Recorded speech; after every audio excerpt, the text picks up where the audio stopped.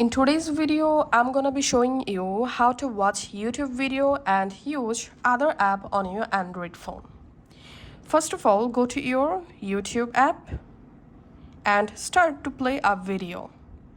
Now simply minimize the YouTube app and open all recents. From all recents, you have to find out the YouTube app.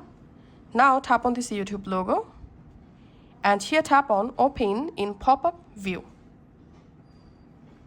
And then you can just resize your YouTube video just like this. Now you can also change your YouTube video or pop-up location just like this. Now tap on this play button and we can see the YouTube video is now playing. At the same time, I can use other apps on my mobile phone just like this. And you can also pause the video from here.